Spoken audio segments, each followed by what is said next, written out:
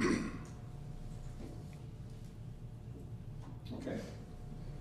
Good evening, everyone. Welcome to Strathroy-Caradoc Council meeting of Monday, April 15th, 2024.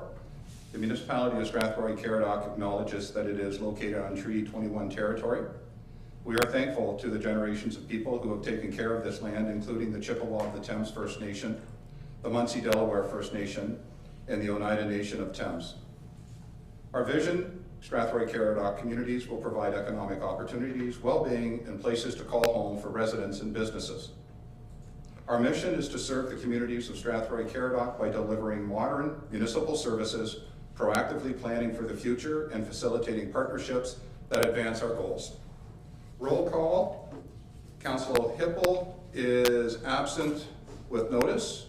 Mayor Grantham is absent with notice. He has provided to the clerk his proxy, which is held by Councillor Kennis.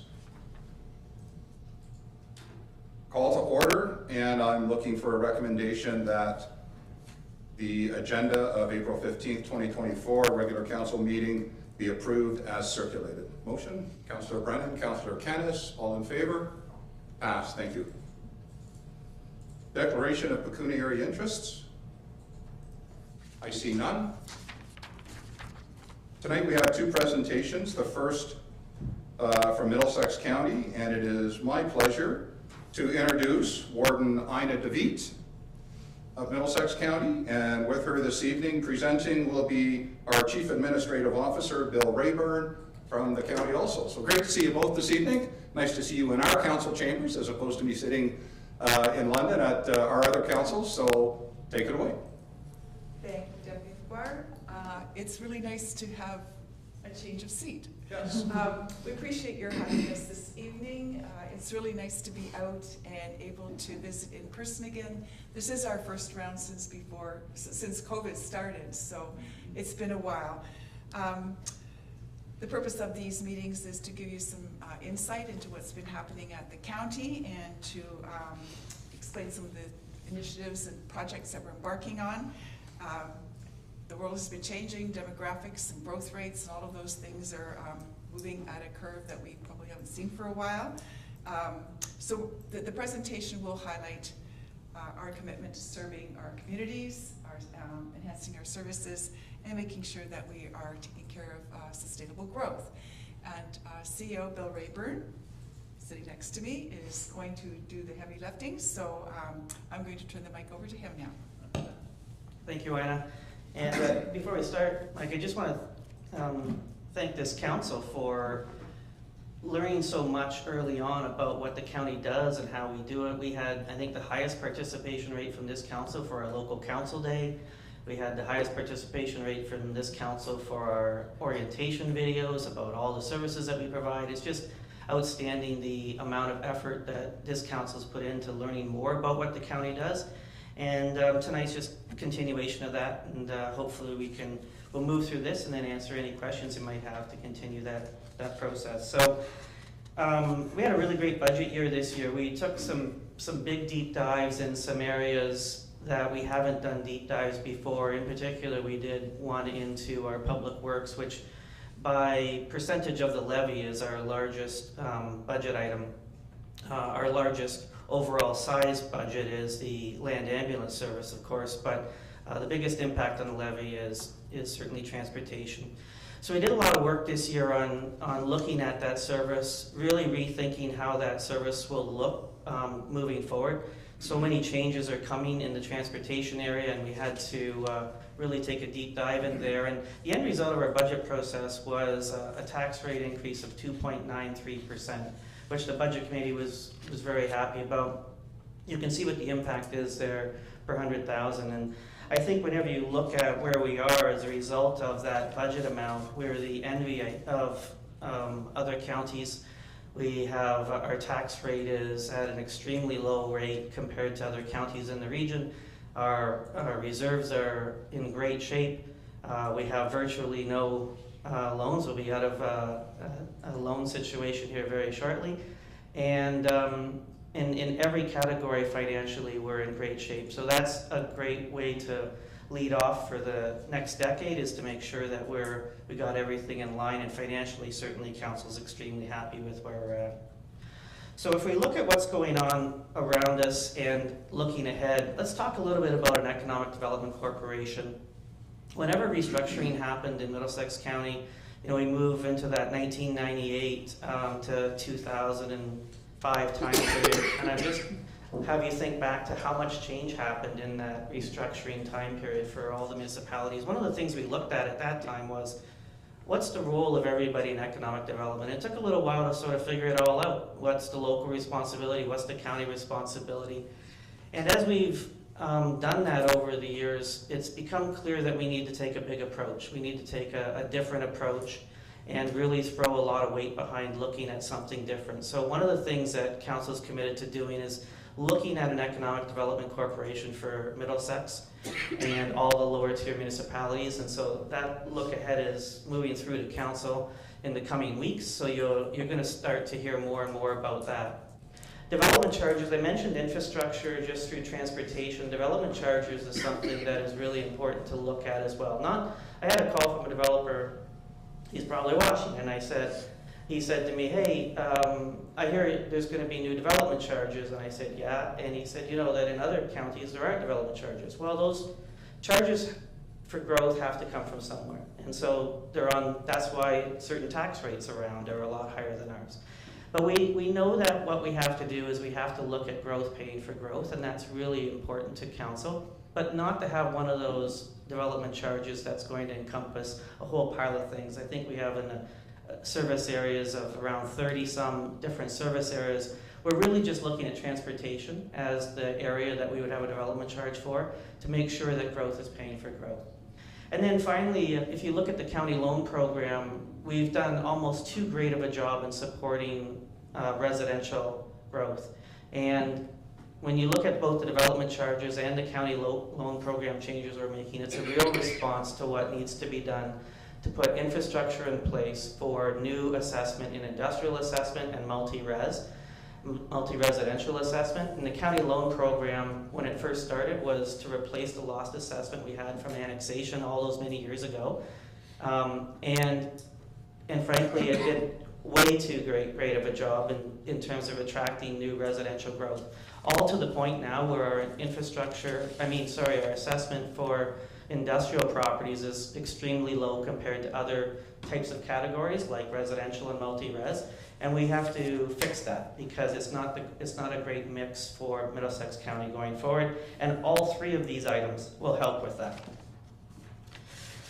So the next look ahead slide is really talking about some of the other things that are being worked on in economic development, and you can ask me some questions about those, but these are items that are new to our budget for economic development and social services. You'll see massive investments in this community in child care and early on programs and supports for child and family visits. And this is a community where the vast majority of our services in those areas come from this community.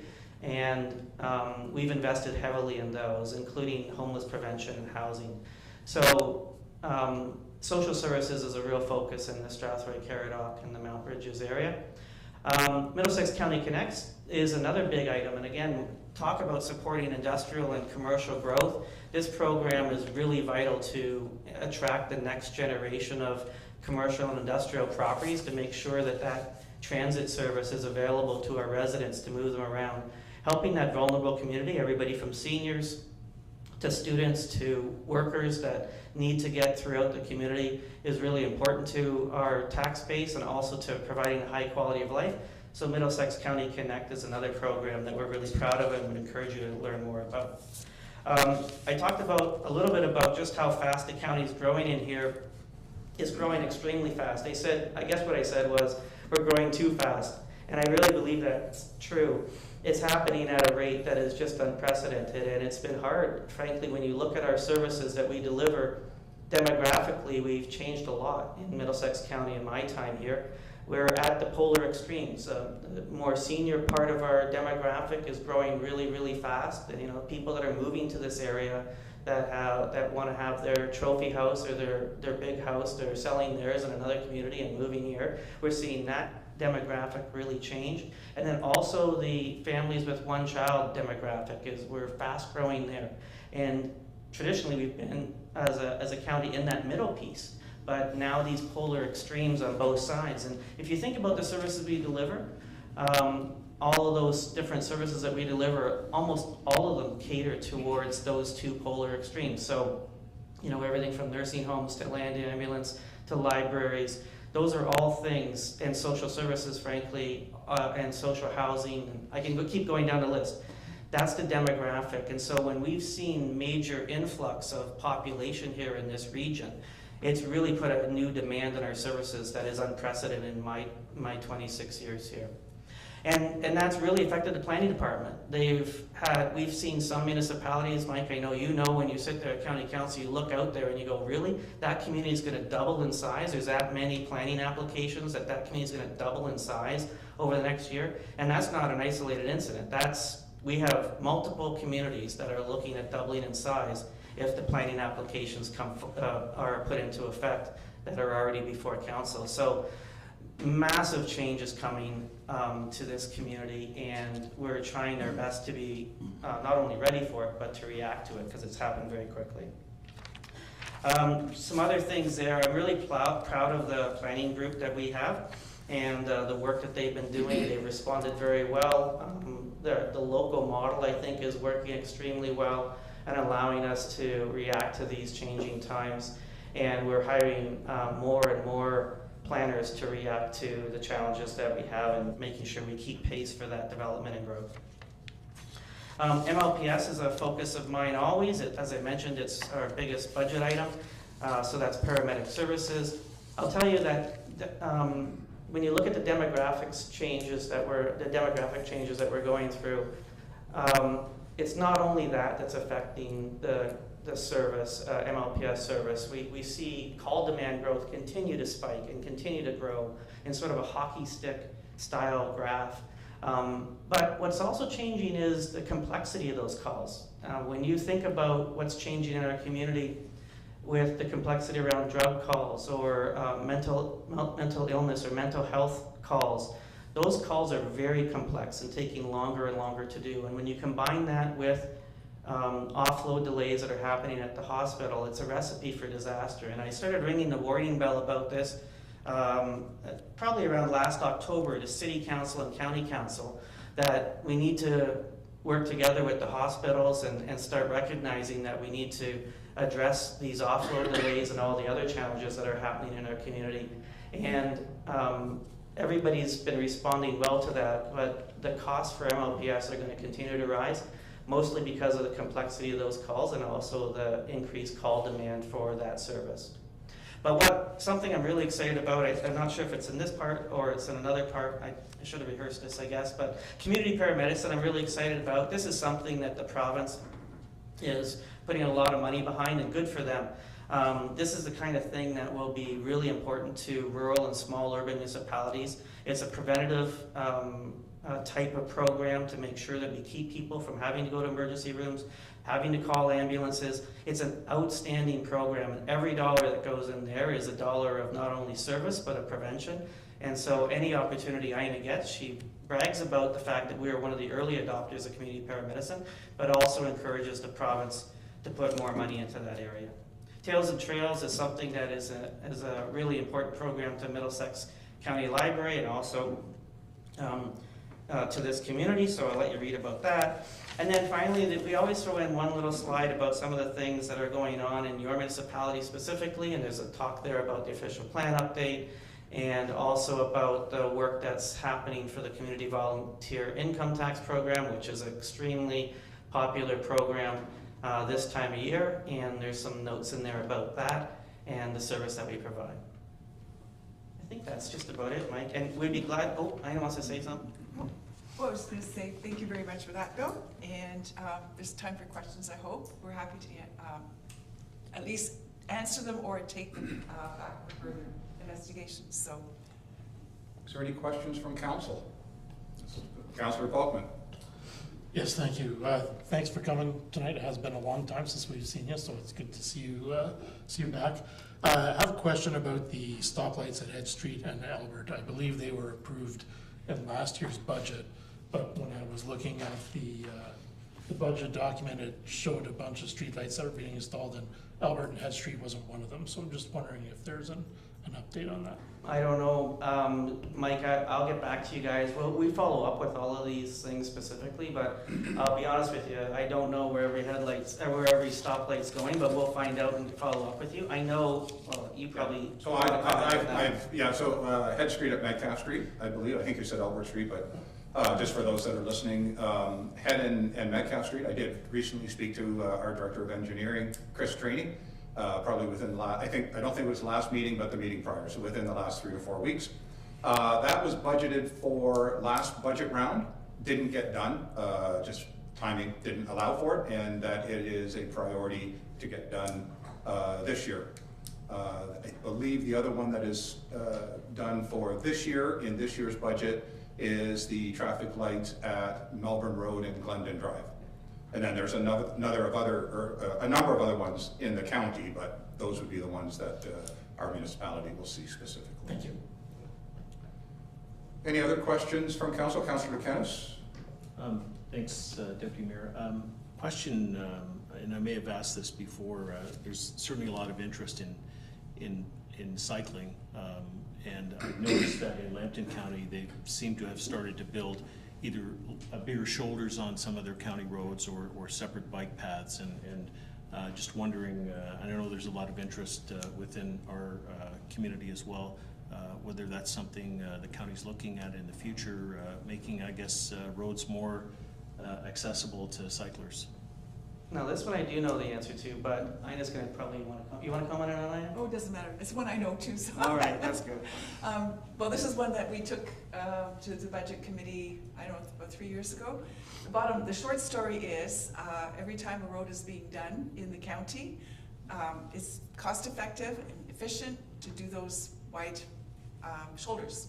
And it's a benefit not just for cyclists. We have a lot of rural agricultural equipment that is getting larger every year, so it's a safety thing too. So sometimes it doesn't maybe look as organized, but it's that when the road's slated, it gets done, and the goal is to get all of our roads done. Except for an arterial road like 22, because that is, I had to ask that question because we did work there last year. Why are we doing that one? It's because it's an arterial road, and so it's not safe to put bicycles on that road.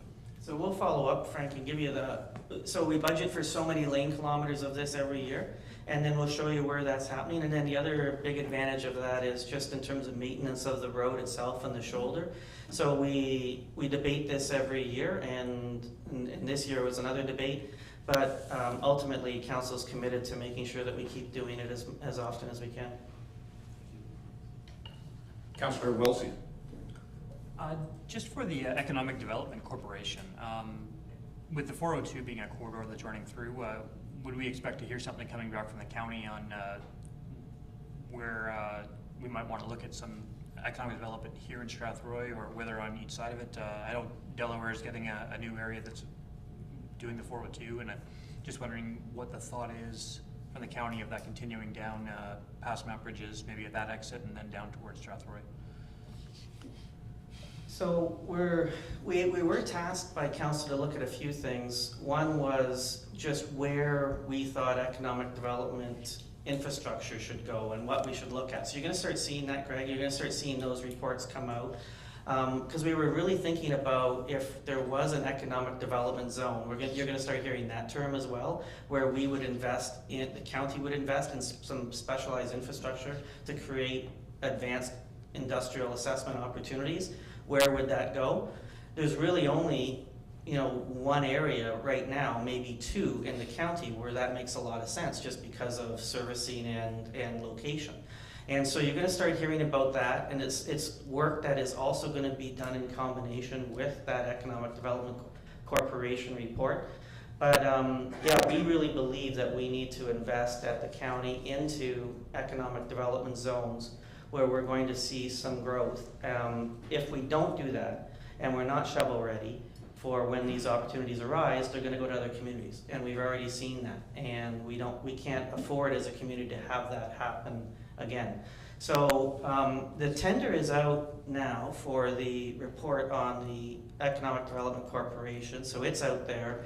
And so you're gonna start hearing more and more about what these plans are over the next, I would say, next month and a half. You're gonna be asked about it. So my answer is, we don't know what's gonna happen because we're gonna ask you guys what you think should happen as well as county council and then put that into a report. And that will really educate us on where those investments need to happen. Any other questions? Councillor Kenneth, sorry I hit my mic. I guess just following up on the whole economic development, how does an economic development corporation differ from what you're doing now? Yep.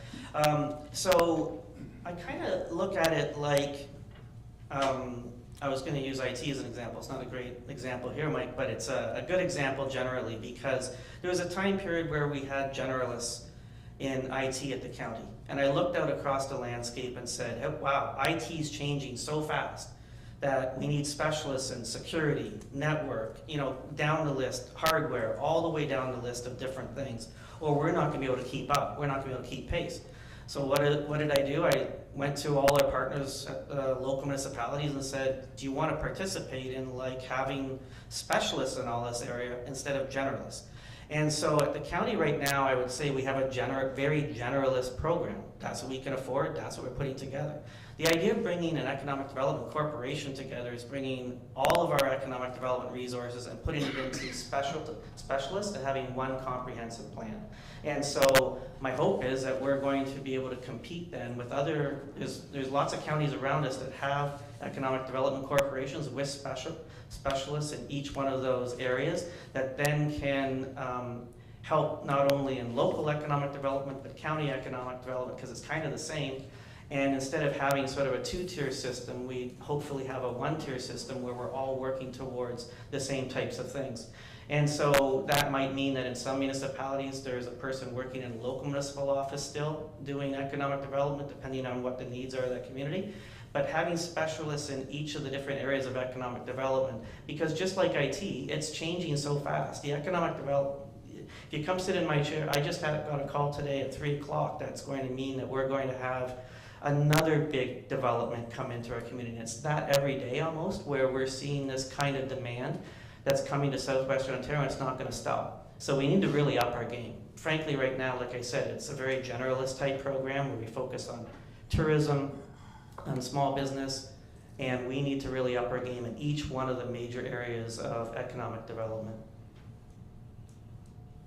Any other questions? None? It's been my absolute pleasure and honor to invite you to speak to council. A great day for the mayor to be away. So Ina, Madam Warden Ina DeVete, and our CAO Bill Rayburn, always a pleasure to work with you at the county table, and so great to see you here in Strathroy-Caradoc. Thank you for attending. You're obviously welcome to stay, but I know that it's been a long day, as the warden had said to me, so feel free to take a moment and leave if you'd like to. Thank you. Appreciate the opportunity. Thank you.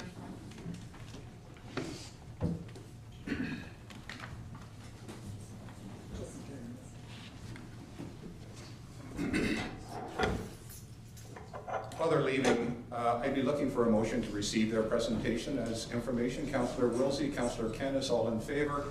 Thank you. Our next presentation is from Al Marlene? Pardon me? Marlene, I need new glasses, pardon me. Thank you. And Humberto Mello.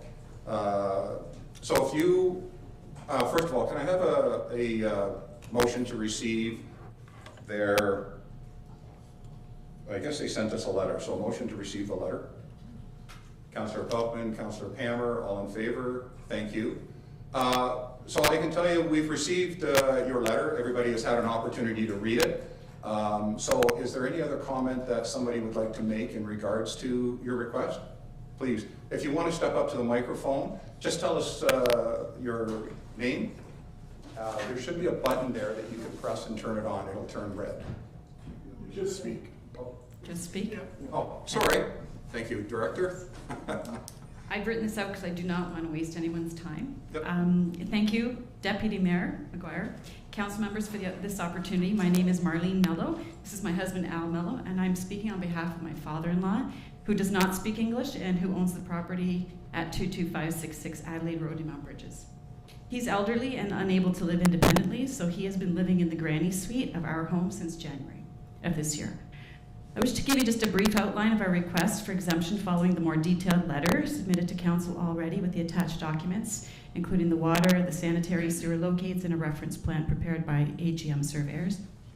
Approval for the property to be severed was granted on March 7th of 2024. We were here with all of you, with a lot of you, to allow the small house to be sold separately from the side lot, with a minor variance for the lot size approved as well. There were 15 conditions given, and all of them can be met except for one, which has proven to be problematic and impractical to complete without an accommodation of some kind. We are required to now connect each of the properties separately to the main sewer line. The issue is that the main sewer line runs down the middle of the road at a depth of 4 to 5 meters, and all the excavation companies we have contacted are concerned with the difficulty dealing with the high water table in the area. Several of them cited the recent work completed further down the road at the arena, which required disruption to the community and rerouting traffic due to road closure for about a month to deal with consistently pumping out all the water to make the connection to the sewer line. They're now estimating the cost to be in the range of $75,000 to complete the work at our property. Our property is on the main road of Mount Bridges, about 100 meters from the main intersection of Mount Bridges. The house on the property is not connected to the main sewer line. However, there is an existing lateral connection that has never been used. It's located almost right in the middle of this new property line that we have, and it is capped and it's ready to be connected. Several excavation companies explain that a wide connection at this location would solve the issue and create a routine job. They deem the diameter of the pipe to be sufficient in supporting the 2 homes at this site. In some municipalities, the sewer infrastructure includes these wide connections as common practice. And there's, you can refer to the highlighted section of a document that we attached describing the sewer infrastructure that is used in Toronto. To be able to move forward with selling these 2 properties, we're seeking a modification to condition number 10 to allow a wide connection at the existing lateral sewer line to be used for both the house and the severed lot. This eliminates the concerns of a major excavation. We also respectfully ask that you refer to section 2.17 of the bylaw number 64-14 of the sewer system use that states where separate sewer laterals for each lot is impractical, the owner shall create reciprocal easements for maintenance purposes over each lot. The house is tentatively sold to a first-time homeowner who's eager to move in as soon as possible. We have open, frequent communications with him, and he is aware of the situation.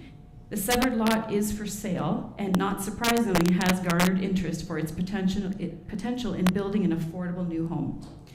At this point, we've now paid just over $8,000 for a survey and the application for severance and minor variance, and we're prepared to meet all 15 conditions, which still require some additional costs, but request one accommodation for this newly projected cost and obstacle, which has created a very impractical situation. Being able to provide both opportunities for affordable home options in our area would be a valuable contribution to our overall community housing needs, which, as we're all aware, is a goal across the province. Thank you for your consideration in this matter, and we've had ongoing communications with the town planner to find the best practical solution in meeting the conditions for selling these properties, and our goal is to have a resolution as soon as it's possible to allow everyone affected to be able to move forward. Thank you. Thank you. Is there any questions from council? Councillor Brennan. I'm no longer on Committee of Adjustment, but has this matter already been discussed at Committee of Adjustment? I'd ask that through the chair to one of the members of the Committee of Adjustment.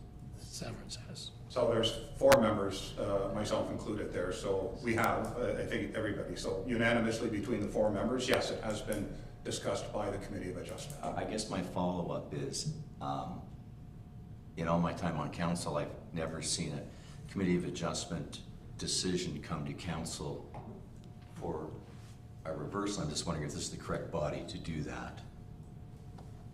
And that'd be more of a comment at this point. So Okay. I'd throw it open to the members on the Committee of Adjustment for discussion. Good. Councillor Peltman. Yeah, I just want to be clear that yes, the severance came to community adjustment. The issue of having a Y sewer pipe did not. Yes, we did not discuss that. I guess, first off, I want to say I'm not 100% against this, primarily because of the damage it would do to the road to dig it up. However, when I lived on Oxford Street, I had a gentleman across the road who had an existing Y pipe similar to this, where there was constant backups, and of course, when it backed up, it only backed up into the basement of the lowest person. So one was never affected, and one was always affected, and there could never be cooperation between the two property owners about how the issue was going to be dealt with, and it led to a significant amount of staff time. Every time that it backed up, there had to be a clean out and so forth. If council were to consider this, which maybe it might be on condition that if the road were ever to be dug up, they would have to do it properly, so that there's if the construction and dewatering is already happening, that would have to be attached to the deed. A dispute mechanism would have to also be attached to the deed, because as we've heard, it's not even going to be the existing people who are making the connection who are going to be dealing with it. It will be two new property owners. I just want the municipality to be protected and that us not be involved in the dispute mechanism if a backup were to happen, because that leads to significant dollar claims if raw sewage backs up into somebody's finished basement. So those are my thoughts. On one hand, yes, I also agree it's a lot of money. On the other hand, an empty lot in Mount Bridges is also worth a lot of money and worth a fair amount more than the money they've been quoted to put in the separate sewer line. So those are my thoughts. Thank you. I will say, this morning while reviewing the agenda with both the clerk and the CAO, I posed a question about procedure, which isn't unusual for me. So can this question come to council, because it's a matter that has been addressed by Committee of Adjustment and there's appeal processes. So with that being said, I would ask for comment from Director Huff, and then if the clerk also wants to comment, but would it be appropriate to start with the director? So with Director Huff, please. Thank you. So the challenge is that in this case, the existing engineering standards are standards of council, and they can't be deviated other than through permission by council. And so if there is a desire to deal with this matter at council, it would still require the applicants to go back to a Committee of Adjustment to modify the conditions, and whether it would be, both a requirement for easements over the Y connection in favor of each of the lots, and or also modification of the servicing that allows for a shared service. And so certainly, if council was interested in investigating this as an option, staff would be prepared to write a report for consideration at a future meeting. But I certainly also would be reluctant to have the Committee of Adjustment override council development standard as well. So that's why that decision was not directed to the Committee of Adjustment, because we were of the opinion that Committee of Adjustment didn't have the authority to override engineering standards. Thank you. And Madam Clerk, did you have any follow-up? Thank you, Chair. Through the Chair to members, not much of a follow-up. Certainly just, the understanding that the servicing standard exemptions can only be provided by council, cannot be provided by a Committee of Adjustment. But further, the Committee of Adjustment has already set their recommendations and their conditions. So that would probably be the appropriate body for any changes. So with that said, it seems to me that the director is saying if we wanted to do something, she would prefer that we get a report first. So with that being said, since I can't make a motion, is there anybody, Councillor Peltman? Yes, I think we should make decisions based on information, and I don't have the information one way or the other to say yes or no. I think we need to see what the pros and cons are of such a decision and what the implications would be either way. So I'll make a motion to refer it to staff to bring a report back to council on this issue. Okay, do you want to do you want to refer it back to staff or defer? Defer would have a date to come back, and I can mention that I've questioned, and correct me if I'm speaking out of turn here, is 2 weeks long enough for you to give a report about the procedure and what would be required, or what time limit would you like? Yes, thank you for asking. Yes, I do think in this case we could turn it around that quickly. So, Councillor Peltman, if you had a motion to defer and bring it back to the next council meeting for a staff report. I will do so, but without the time frame. The motion to defer requires a time frame. The motion to refer it back to staff doesn't, but it Then I doesn't. will make it a month. If she can turn it around in 2 weeks, then she can turn it around in 2 weeks, but I'll give her a month. Thank you. So we have a motion to defer for 1 month. Councillor Brennan is to second. Any conversation? Councillor Kennis? Just wondering if, I'm fine with the motion, I guess just wondering if there's any likelihood that it needs to go back to Committee of Adjustment first before it came back to council. I guess in this report to, I guess, follow the process which would work. I'm not sure if it makes sense what I'm asking, but that it follows the process that will, in the end, lead us to a conclusion, not come back to council and then in council say, oh, it has to go back to the Committee of Adjustment, and then the Committee of Adjustment looks at it and it goes back to council. So I'm just taking putting the steps in place to take the steps that need to happen for whatever decision. To get to a decision. Yeah. If that makes sense. Thank you, Chair. So I think the way forward would be with a report, and we would get direction on whether or not council was amenable to changing the standards for this particular case. And then it would get, if necessary, pushed back to the Committee of Adjustment for amendment to the conditions, and they could go forward to satisfying the conditions. So it's got to start here, but it needs we need the staff report so we have the information. Okay, fair enough. So Councillor Derbyshire. Sorry, I just have a question about what we're doing. So we are asking staff to give us a report on the why or on the project itself? On the why. So we're just asking about the why. It doesn't matter about any other part of it. So the council report would be on, geez, I just had the words in my head. If you know the words, go ahead, sorry. Oh, good. So the focus of the council report would be on the implications of changing the development standard to allow for a Y connection, when typically the standard is that each property has its own individual connection. So it would be focused only on the technical merits, the pros and cons of that particular way of connecting.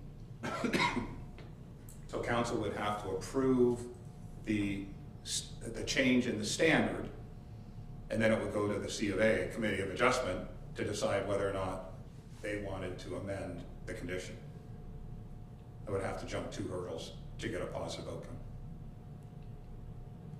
Any other questions? Call it to a vote. All in favor? Opposed? No. All in favor? Unanimous? Thank you. Carried.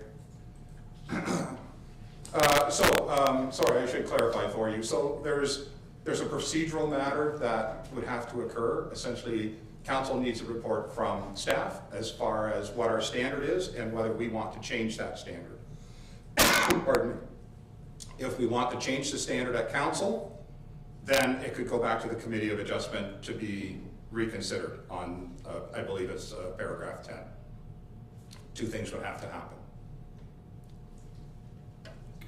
Can we expect that meeting in 2 weeks, or a month then? Pardon me. The motion is to allow staff 1 month, so 2 meetings, in order to get that prepared. The director said that she could potentially have it done for the next meeting. So if she does, then we'll hear it then, and if not, it would be a month before it would come back to council for a council decision. And then if it had to go to the Committee of Adjustment, the director could also assist you in that timing. Thank you. Thank you.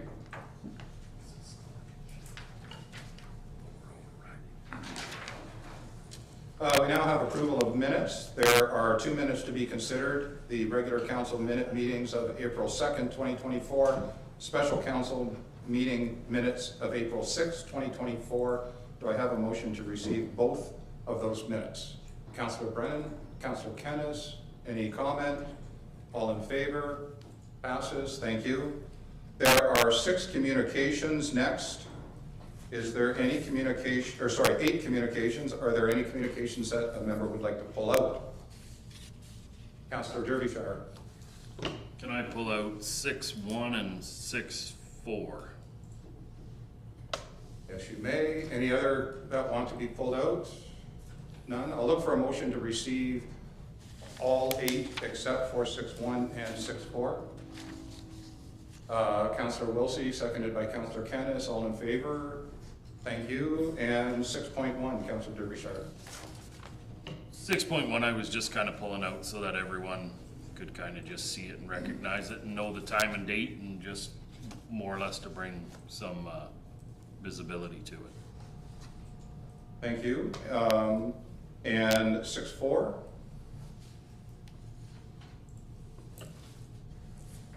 6.4. City of Brantford resolution regarding home heating sustainability.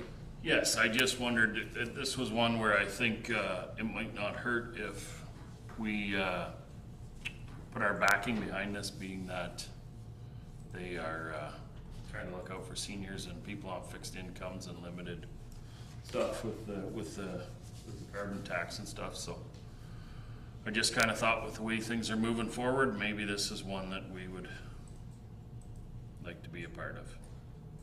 Are you motioning? Sure, I'll make a motion that we support their letter. Seconded. Councillor Wilsey, comments? Yes, I've got a comment just on that one. I was considering pulling out actually 6.7 in this, because 6.7 from the city of Guelph is actually a letter in opposition to what we're talking here. It's talking about ending the subsidizing. So we're talking 6.4 for the moment. Did you second 6.4? I did. Okay. Yeah, and this is just a comment on 6.4. Oh, okay, thank you. And my comment on that was not to 6.7, but the reason I didn't pull that one out was because that's exactly opposite, where it wants to get rid of the subsidizing and keep the carbon tax and push people away from natural gas. But if you look at the rural area and the area we're in, and the electricity grid and everything we're at, I've got a rural property, and I'm not even allowed to use the feed-in tariff for solar panels on that one because the grid's at capacity. So if the grid's at capacity, how are we going to switch off natural gas? And especially with our rural people and such a large rural population, I think this is important to look at the carbon tax on and just keep natural gas affordable as much as possible. Thank you. Any other comments? Motion on the floor is to draft a letter then in support of the city of Brantford. Is that correct? Now, whatever we do with these things. I was just gonna ask, where's it going? Yeah, that was Sending a letter. Certainly, thank you. Through the charter members, so the original communication from the city of Brantford went to the Federal Minister of the Environment and Climate Change, the Provincial Minister of Environment, Conservation and Parks. I would recommend it would be more effective to send them directly to those individuals rather than circulating to all 444 municipalities. So I support, draft a letter of support and to circulate to the Federal Minister and the Provincial Minister. Perfect. amended. Yes, Yep. amended. Yep. Okay, any other comment on the amendment? Do you want the motion read back, or are you satisfied? Or satisfied? All in favor? Next are notices of motion. So 7.1, a notice of motion from Councillor Wilsey is to be voted on this evening. Councillor Wilsey, if you would like to read your motion.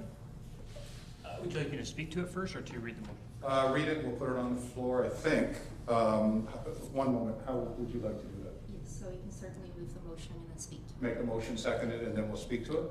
All right, so I would like to make a motion that council directs staff to provide a report of all sole source contracts for the past 5 years, and further that this report include the values for each individual contract and the total spent with each contract, and further this report also include the values of the total contracts for each department where sole sourcing is used for the purpose of calculating the percentage of sole source contracts. Thank you, and a seconder for that motion? Councillor Derbyshire, thank you. Comments? Councillor Wilson. So I've talked to a few people about this, and I think the motion sounds a lot more complicated than it actually is. What I'm looking for is a report from the finance department, which just is really an AP report, or accounts payable report for those who aren't as familiar with the accounting report. Basically, a list of the vendors who are in the account category of consultants, how much we've paid them, and which ones are sole sourced. It should be a very quick report. I know if I was going to do this in my own accounting software, it would take about 20 minutes. It's not a very in-depth report. And what I'm looking for to do that is sole source should be used only if it's necessary or if there's a distinct benefit. And I believe we're in the habit of, in Strathroy-Caradoc of using it way more often than we should. And I believe some of the benefits that we could get with changing technology and different sets of eyes on some of the projects are being lost because of the amount of sole sourcing we're using. So this is more just something that should be fairly quick for staff to put together. I don't think it should take more than an hour of staff time to put together a simple report. And just to let us know if we are using a lot of sole sourcing, there's a way to look at maybe keep that in the back of our minds as we're looking forward for changing procedures when we look at the new procurement policy that should be coming back shortly. Councillor Peltman. I'm sorry, but I don't just see the point of this. When we do sole sourcing, it's got to come to council for approval. I'm tired of looking backwards. I only want to look forward, and I want to work to the betterment of our community, and I don't see any purpose of this whatsoever. Council has in its purchasing policy currently, and I'm sure in a purchasing policy in the future, will have discretion to sole source, and it would be at the discretion of council and not of staff. So we have the ability to say yay or nay at any time. So, Thank you. Councillor Pamber, then Councillor Brennan, and then Councillor Wilson. Yeah, just along similar lines, I just wanted to confirm that we in fact have a sole source policy that we're working under. And, you know, just a comment would be, I think it would be more productive if there's an issue with that, or we think that there's some potential problems with that we just move ahead and look at the policy, review the policy, and see if we want to make any changes, rather than, I'm not sure what all the data would provide. Through the chair to Councillor Pammer, so yes, we have a procurement policy in place, and it speaks to sole sourcing, and council, it comes forward to council for approval and resolution. Councillor Brennan. This would be a question through the chair to our Director of Finance. I guess it's a two-parter. Would it be fair to say that in the last 5 years, maybe we've had somewhere in the neighborhood of 5 to 10 sole source contracts awarded, and that each one of those has been done publicly by a vote of full council? Dr. Dayton. Through the chair to Councillor Brennan, based on the definition of sole source in the procurement policy, that is correct. I was unclear, I guess I heard a bit of a different twist on the sole source from what Councillor Wilsey was pointing out there, and so I just wanted to clarify to make sure that we're on the same page. Basically, anytime that we have to sole source, we bring that back to council. So unless there's a different definition, like for instance, electrical contractor or something like that, for small jobs, if that's what you're after, or it's just unclear as to what the definition of sole source was. Councillor Wilson. what I was looking for, this kind of speaks to the comment, is there were some bylaws that were passed by council right before the election in 2022, where we had given sole source to A-Link for all of our architectural designs. So we don't have to go through the tender. They did the fire hall, they're doing the arena, they're doing like 4 different projects for us right now, including a few different parks. So when we talk about only 4 or 5 sole source projects, we've got 4 or 5 that went to A-Link that were actually approved by the previous council. So it's a bylaw that was passed. That went to tender to be our architect. Okay, one moment. So Councillor Wilsey, finish your comments. So with that, and just to be clear, they didn't go to tender. They were told by our director of community services that we're just going to go to A-Link because they're our standard sole source contract. We have an agreement with them. So let's suppose if that's, I think we should have the director clarify, like over to the director of recreation, as opposed to repeating a conversation that you heard from him. Yeah, it was in a meeting, so sure, if you wanted that. I think that'd be better. So essentially the question posed, Director Littlemore. So through the chair to council, A-Link is not a sole sourced architectural firm. That firm was selected by council through a tender process, identifying that we had a list of a number of projects coming down the future. Rather than going out for tender for each project, it was decided by council that would be better off retaining the services of a large or medium-sized to large firm, being able to execute a lot of the projects that we have in play. And that's exactly what we've done. So yes, they have we work with them on the arena, and yes, we work with them on the fire hall, but that was all done through the bidding process when we selected A-Link. We identified, I want to say, 6 future projects in the tender, identified the Mel Bridges Arena, we identified the fire hall, we identified, if memory serves me correct, Public Works Yard, the expansion of the Gemini.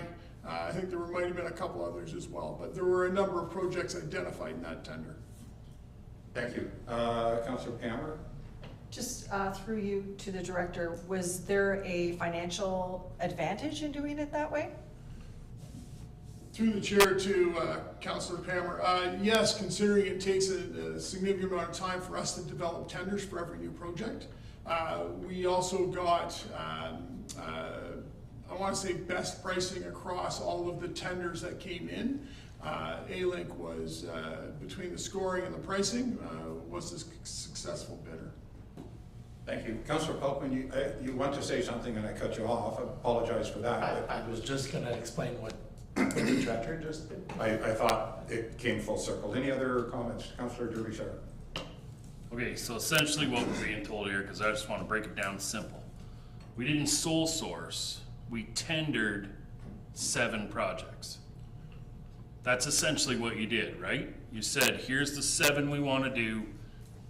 You tendered it out, and A-Link was the best people for that job. So we're not individually tendering all these projects, we just gave a blanket statement of here's 7 we want to do. Just so that everyone it's easier to say that than, because to me I would say it is sole sourced in the way that they did it, but what you guys are saying is no, we just put all the projects together and picked one person to do it. Okay. Thank you. Councillor Wilsey, one more comment and then we'll call it to a vote. Yeah, and it's just, I'm not sure which director this would go to, but is it the same with RV Anderson for water and wastewater and Spreet for drainage? And then there's 3 or 4 other different contractors who we use almost exclusively, and we never have new sets of eyes on the project. It's always been the same consultants for years and years and years. So is it the same with RV Anderson? Is it the same with Spreet? I don't think I've seen a drainage report from anyone else besides Spreet, and any other contractors. If that's what it is, I can withdraw this, but I don't think that I don't think what we're doing is correct. Thank you. Any other comments? None? You hold 2 votes, Councillor Kennis. So all in favor? Let's just record. Sorry. You want to record it vote? Yeah, we'll just make it record. Okay, I'll start over with Councillor Pelkman, just for something different. No. Councillor Derbyshire. I'll go yes. Councillor Pammer. No. Councillor Brennan. No. Councillor Wilsey. Yes. Councillor Kennis for 2 votes. Myself, no, and the mayor, no as well. Thank you. I was going to say record them separately. I'm a no. Motion fails. 7.2, another notice of motion properly received by Councillor Wilsey. If you want to read that, please. I'll read it, but I think I'll make, based on the last one, I'm going to take out the, no, I'm not going to leave it there. That all wastewater and sole source projects require a third-party review before going to RFP for construction or implementation. And further, that these reviews focus on the technical aspects, the likely outcome, and financial accuracy of the sole source recommendation. Thank you. Seconder? Councillor Derbyshire, thank you. Comments, questions from council? Councillor Palmer? And then Councillor Derbyshire. Yep. Through the chair to director, I'm not sure which one. What would be the sort of costs would you estimate to have a third-party review, and how would that negatively affect? No, I'll withdraw that. It's not about timeline. Cost. We'll put that to the CAO, please. Through the chair to Councillor Palmer, it would depend on the scope of the project, but it could be, depending on the project, could be a significant amount of money.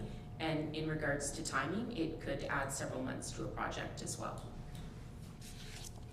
Councillor Derbyshire. I guess my comments are gonna be the same as probably the last one. Essentially, we voted in, or previous council voted in somebody to do all these projects, so to me, I just, when I look at some of the water and wastewater projects, the person that we have used for our sourcing of these projects also have bid on projects and won projects and wrote tenders for projects that they won. So somewhere in there, something like that doesn't sound right to me, doesn't smell right, doesn't look right. So that's, to me, this is where some of this falls in. Thank you. Councillor Wilsey? And for me, I see this as a different issue than the last one. Is more, when I talk about some different municipalities and I talk to people who work in water and wastewater across different municipalities, typically what I've found is that if there is a specific consultant who designs a project, they are then excluded from tendering and managing and actually designing the implementation. So if someone were to do the study, we would have to, if we were a major municipality, go to somebody different to do the design work after the study has said that we need the work. Then after it's designed, we would go to another party to do the management and the implementation. They wouldn't have one consultant doing everything all the way through. And the reason we do this, or not, we don't do this because we're only using one consultant, but the reason major municipalities do this is in case something gets missed. In this case, especially in water and wastewater, we've had the same consultant for many years. We've got plants that they've been managing, been trying to fix, and they're telling us how to fix it. But we've never had anyone third party come in to take a look at and see how it's going to run. We haven't, the same consultant is doing our water and wastewater study and telling us that we have to increase capacity, or if we need to.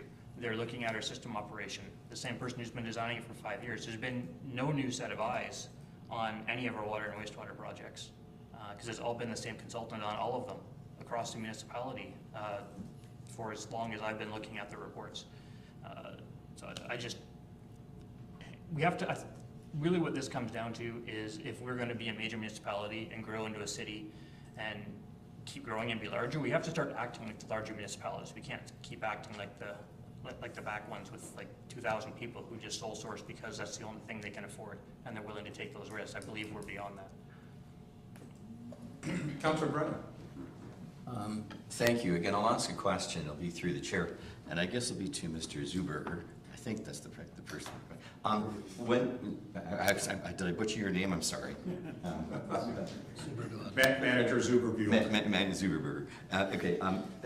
As far as these projects that we've had, the request for third-party review, In the process of RFPs, construction implementation, obviously our staff looks at it, the people who are bidding on it look at it. Is there any third party or government or regulations or oversight from governing bodies or regulatory bodies that you would like to draw our attention to?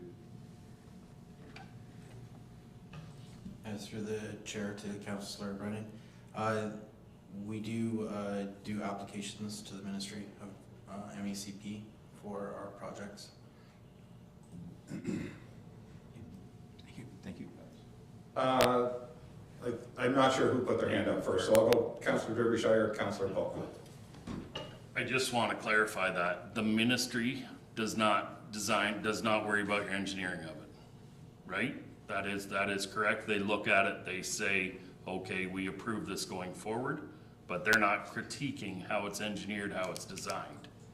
Like, they are not a third-party review of that. Is that correct? Manager Zuber Bueller. Through the chair to Councillor Derbyshire, I don't have all the details of exactly what the MECP review would be. I could get those and provide that to you, but I don't have those with me. That's okay. I just don't want anyone thinking that they are a third-party review. If they're not, if they are, great. But if we don't know, then I don't think we should put out that they are. There's a comment from the CAO that might be clarifying. Through the chair to Councillor Derbyshire, you're correct that the ministry is not a third party reviewer of the engineering side of things. They are licensing the work, but they're not doing they're not considered a third party review of the engineered drawings. They approve and license everything, but they're not. That is not their role. Councillor Pelkman. Yes, thank you. My recollection is that for quite a while we were using a different party than the one we are currently using. I'm just wondering for our wastewater, and it's all in our public documents, so how long we've been using RV Anderson for, because prior to that we were using BM Ross. I'm just wondering if you know that. Manager Zuber Bueller, you're really making me use your name a lot, eh? I hope I'm getting it right. Through the chair to Councillor Pelkman, I don't have the exact dates on how long it's been. It's been approximately 5 years. That's kind of what I was thinking too, 5 or 6. Yeah. So I have one question for Manager Zuber Bueller. On a go-forward basis, so we'll take any water project that's going on out there right now, whether if it's already occurring, well, let's take Mount Bridges because that seems to be what we're talking about with that firm. If there's more work to be done, does the engineering for the next phase of the work come back to council for approval? So is there a retendering of the next phase of the work where you potentially could end up with a different engineering firm or a different architectural firm or something like that putting eyes to something? Or how, I guess my thought is with what we're doing down in Mount Bridges, how long will this extend? I guess that's it. How long does this extend for? Because that project is ongoing for quite some time in a number of different phases.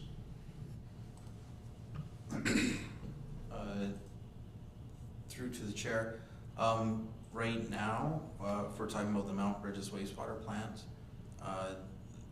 our VA is working on the design for that, for the changing the process over to extended air. That is the extent to what they're working on right now. If you're talking about in the future, you know, if there's going to be a look at another technology or future expansion or something else, you know, at that time that could be tendered out for engineering services. So for clarification, they're working on the potential, and that was approved by, I believe, this council, was it not? Like within the last 18 months for them to do the change from RBC to open aeration? Or was it predating that? Unfortunately, I don't have that. That's fine, and I don't mean to put you on the spot. So, but anyways, I think it's safe to say it's been approved by a council for them to go ahead and do that work. So they're in the design phase of that right now, correct? Yes, correct. When it's time to go to build phase, does that then get re-tendered out to the company that would build it? Through the chair, the next step would be once the design is complete and approvals, it would then be tendered out to a company to be able to build the works. Thank you. Is there any other questions? Councillor Pammer. So, sorry, when you say it will be tendered out, so we'll go through an RFP process for that construction? Well, the CAO might have some clarification for us. Thank you. Through the chair to Councillor Pammer, yes, so once the design work is done and approved, then we will go out to public tender, and we'll follow the process that our procurement bylaw says and that we follow for projects. So yes, it'll be posted publicly and then it'll come back to council to award the work.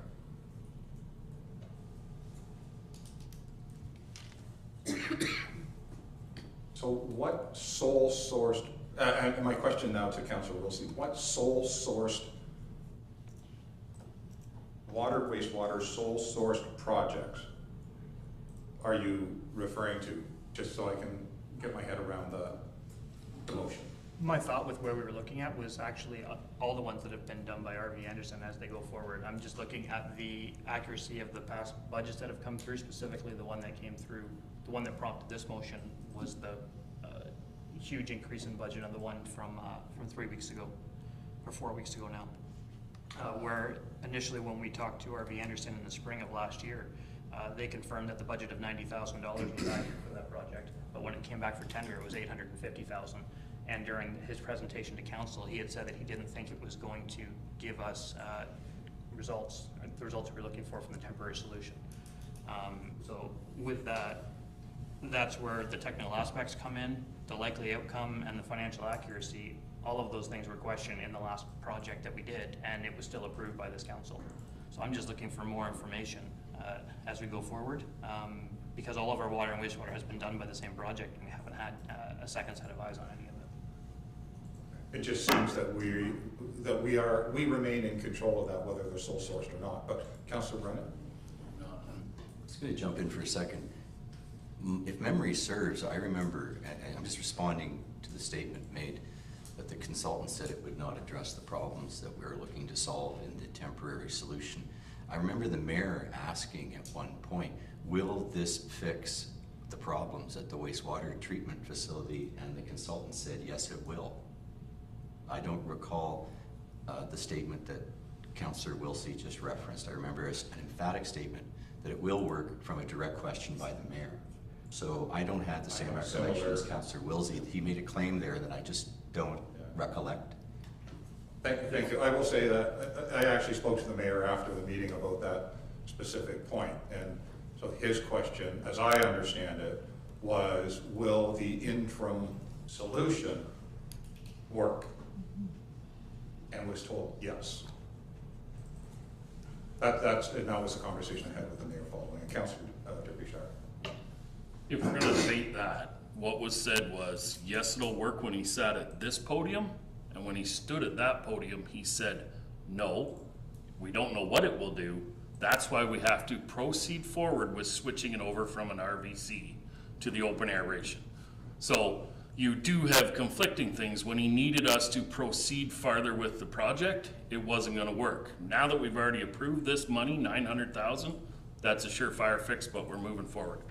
I just want to say on this thing here, where it goes back to is, if we already approved this guy to, and I'm just going to say sole source because I don't know what else to say. If they get to, for a certain amount of time, be the engineers on our project, so whether we're putting a new lagoon in Strathroy or adding pumps or pipelines or this or that, if they are the engineer that designs it and then puts it out for tender, I think that's where we're not seeing another engineer's eyes.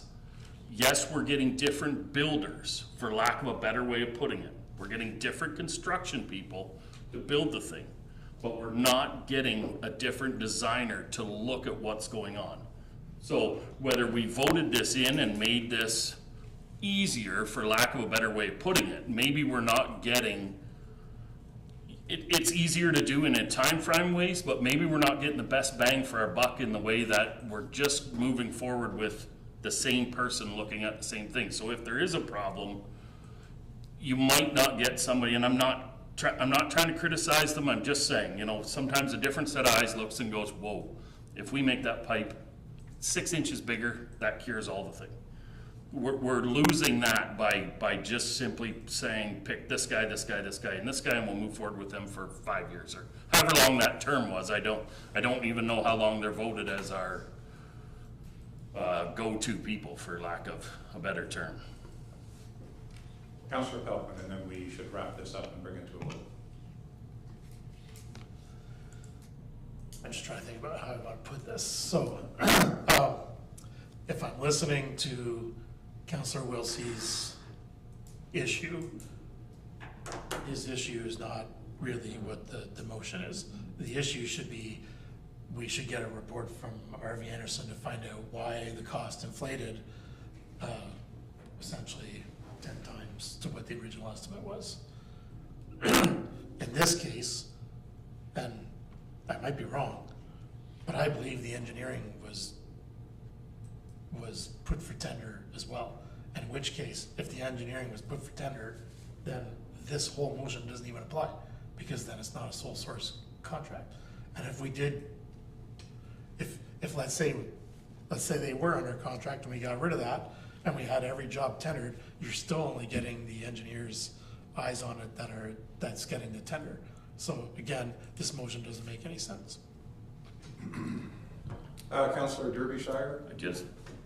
This is where you get back to, if they write the tender, then apply for the tender, and then win the tender, like, what do you mean we don't have So control we of have that? control of that because we approve it at every step of the way. Okay, yeah, I don't want to argue between two councillors, but what I'll say, Councillor Derbyshire, I agree with you 100% that there's, I actually agree with both of you that we do control it already. I don't know that the motion, we're now talking about something that is different than the motion. The motion talks about sole sourced. I don't believe R.V. Anderson or any of the other ones were ever sole sourced, but it's definitely an interesting conversation about how perhaps we want to move forward in the future. Yes, Councillor Peltman. And I agree, it's a conversation, but it's not a motion. That's my issue. Any other, one more and then we'll bring it to a Yeah, vote, and just on that, if it's not a motion and it has to be a conversation, I've been trying to talk about this for a year. How do I make it a conversation and not a motion? I need to know that. Okay. It might not be this, yeah, so, well, but for just the on that comment, okay, I so have for- no idea how to make it a conversation and not be a motion. And I can see the frustration. But for the moment, we have the motion in front of us. So let's deal with the motion and continue on. And then we'll have to figure out how to answer your other question, because I don't have an answer for you right now, and I don't think it's appropriate that I do. Councillor Peltman. Well, to have the conversation would be to ask for the staff report and to have a discussion about that report that doesn't have motions that have final outcomes to them, because it's the final outcomes that we're tying our hands to. And you're completely ignoring the whole step in the middle. So if you want to know and you want to have a discussion about how many times that a tender has gone out and been to the same company through the entire process, then just ask for that information and don't tie anything else to it. We can get to a motion at that point, but by tying out the outcomes, you're coming to a preconceived notion about what the end result is going to be without ever having the conversation, and that's the problem. Okay, one further one. Was the last motion that you just voted down not exactly what you just explained? Ask them to tell you about why these motions are sourced and get a revenue? It had actions. Gentlemen. It has actions to get a Questions or staff comments to the report. chair, please? Sorry, through the chair, Please. to in a comment. I mean, I do believe that's what Councillor Wilsey was asking for in the last motion. So, but that was defeated, and so. But this is the problem. We go in circles, and we're just gonna keep going in circles. So let's just get a recorded vote, be done with it, we'll move forward. Okay. There's no need for more conversation on it. Any other questions? Councillor Derbyshire has called for a recorded vote. I'll go in the same direction. Councillor Pelkman? No. Councillor Derbyshire? Yes. Councillor Pammer? No. Councillor Brennan? No. Councillor Wilsey? Yes. Councillor Kennis? I am no and the mayor is no. Thank you. I'm no. Motion's defeated. Councillor Pammer, you had made a notice of motion, so we have a motion from you properly. Sorry, you've made a notice of motion, so we do have your motion properly received. So would you please read that? I'll just read it first, sorry. My motion is that the Building and Planning Department prepare a report on municipally owned lands located at A, Bella and Francis Streets, and B, 480 Salisbury Street for the consideration of residential development. And further, that a draft expression of interest for residential development on these sites be brought back to council for approval at the May 20th meeting of council. And further, that the expression of interests include the following. 1, as part of the agreement, the land be sold to the developer for $1 with the municipality reserving the right of first refusal on any future sale. And 2, that the agreement to maintain affordable rents for a period of not less than 25 years. And on the Francis Street lot, mid to high-rise community of affordable or attainable and market rent housing. Include a park feature, accommodate a range of transportation options including bikes, e-bikes, cars, and electric vehicles. Use energy efficiency standards and green building techniques. On the Salisbury Street lot, low to mid-rise community of affordable and or attainable and market rent housing. Accommodate a range of transportation options including bikes, e-bikes, cars, and electric vehicles, and use energy efficiency standards and green building techniques. Great. Seconder. Councillor Brennan. Comments, questions? Councillor Pelkman. Yes, thank you. And I did speak to Councillor Palmer about this earlier, so nothing I'm going to say is going to be a surprise to her.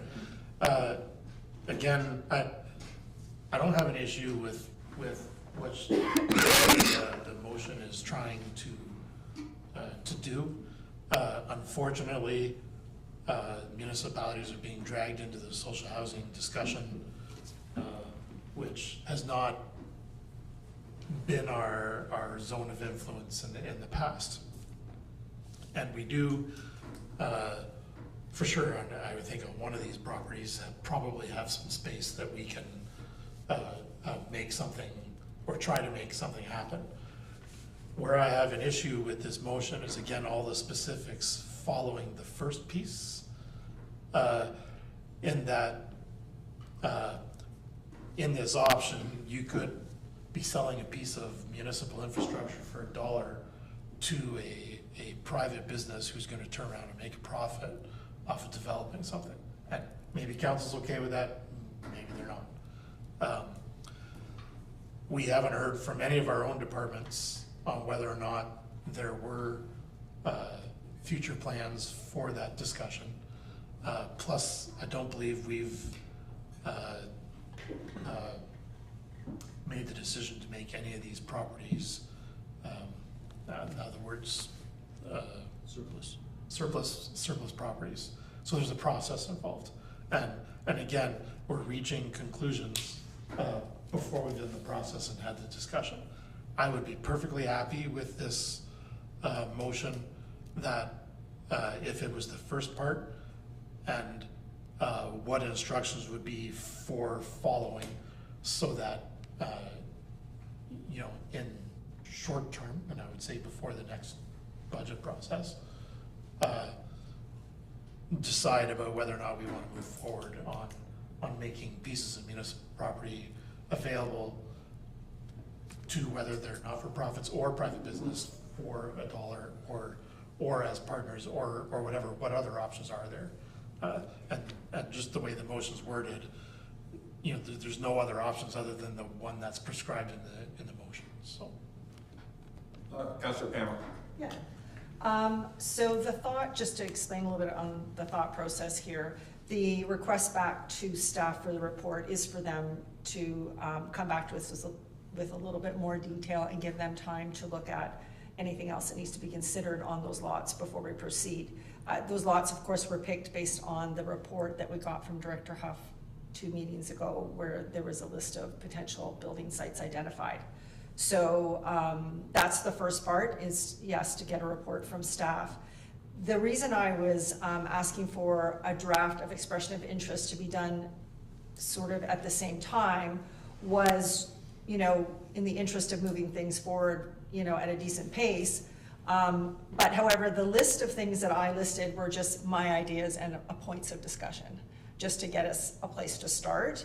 And that if we had an expression of interest that came back to council, then we could talk about that in more detail and decide what we want to include, what we want to change. But those were just my thoughts, and it was just merely let's get the conversation started.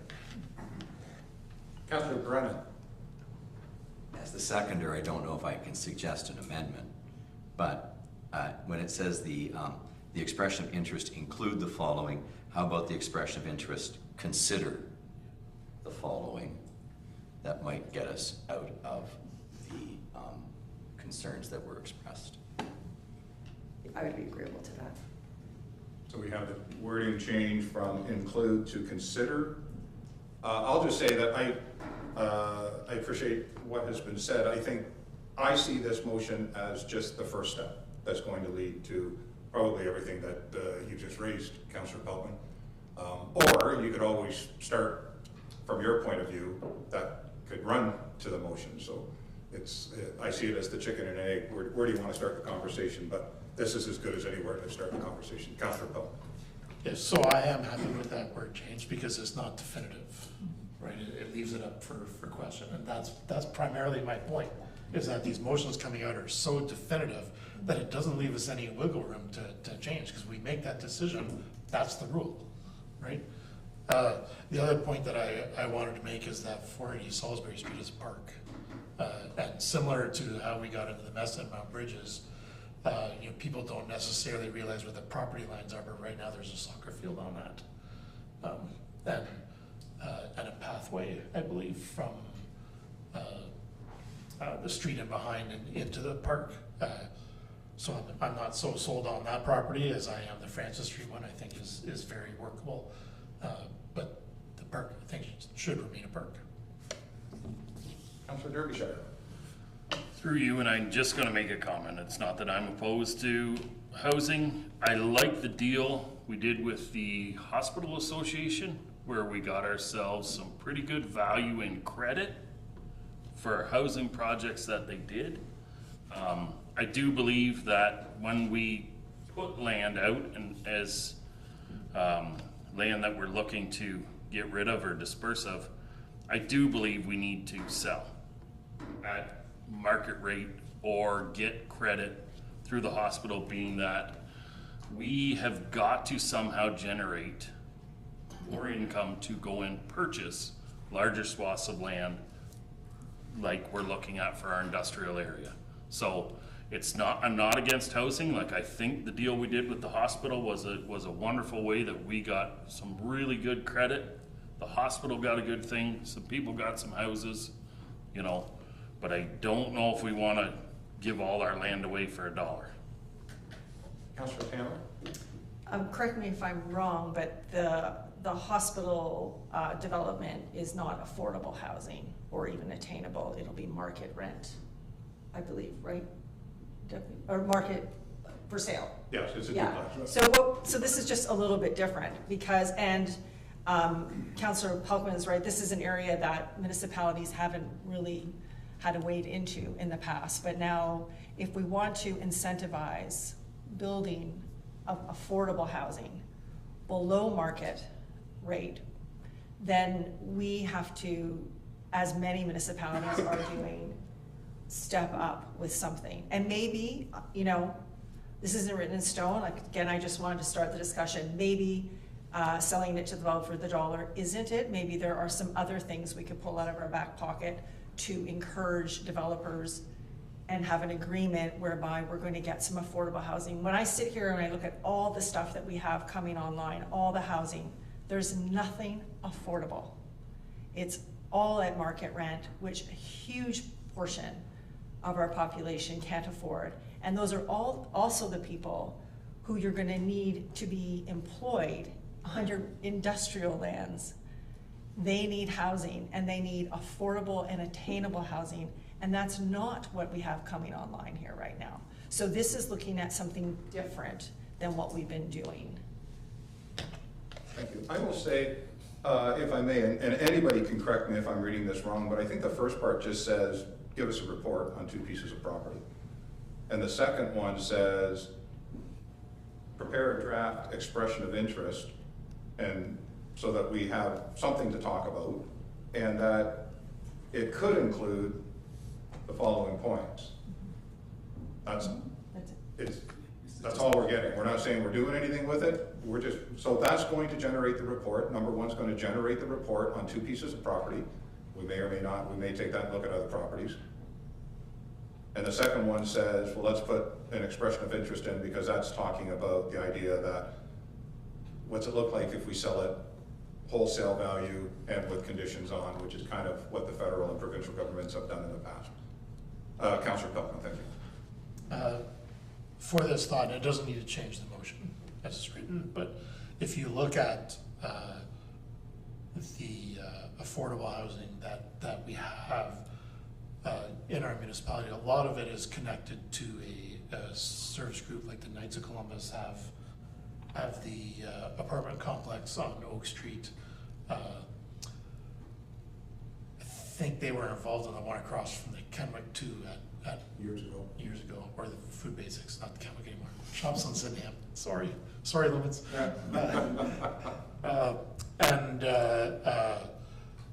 There's certainly at Trillium Village, there's affordable housing being built today through the association with the East Christian Reformed Churches. So it's not written in here about working with not-for-profits, but I think any report that we generate should consider those options as a municipality, and I think similar to working with the hospital, if we worked with a not-for-profit to generate a new housing thing, that to me is more tenable to selling it to a developer for $1. So I think we should just make sure that we're not ruling out that as we're developing the report, but I don't think it needs to change in the motion. I think the motion itself is doing exactly what the reports will do, which is going to drive the conversation. It's just now we'll have some information from us. That's how I see it. Councillor Kenneth? Just a comment. I think we have to be open to what kind of options are out there. The federal government's making a lot of announcements, and who knows what that means, right? We still have 2 co-op housing projects in Strathroy as well, which I've always been a big fan of. If they reintroduce something like a co-op housing project where really the only input from a municipality would be land, right? So I guess as part of this, it's real, to me, it's what kind of options are out there.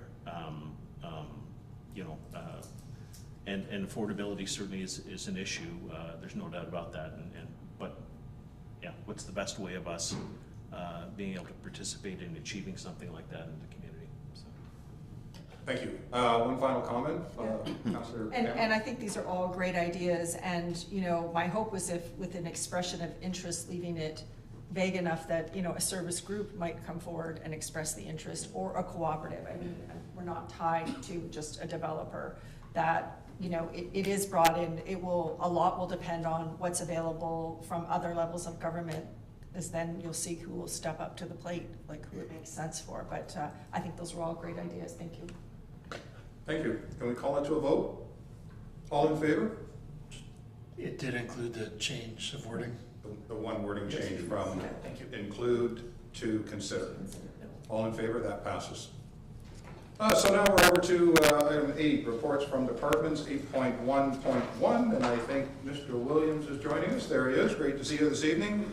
And you have a request to remove the H holding zone for 470 Darcy Drive, Melters care of Chris Melcher, file number ZBA 724 BBP 2024-35. So I need a motion that subject report BBP 2024-27 for draft plan of subdivision 39T-SC2302 and ZBA 19-2023 be received for information. So one to receive for information, Councillor Kennis, Councillor Derbyshire, all in favor, thank you. Over to you, Mr. Williams. Thank you, Deputy Mayor and members of council. I want to make a note that recommendation relating to the report being received, it should have been a ZBA 7-2023 only and not the plan of subdivision number. That was a mistake on my part, and I apologize. I only realized it as you were saying it. So I don't know if I should stop there. Yeah, let's just stop there. So, we've received the wrong report. So you want to take out the plan of subdivision?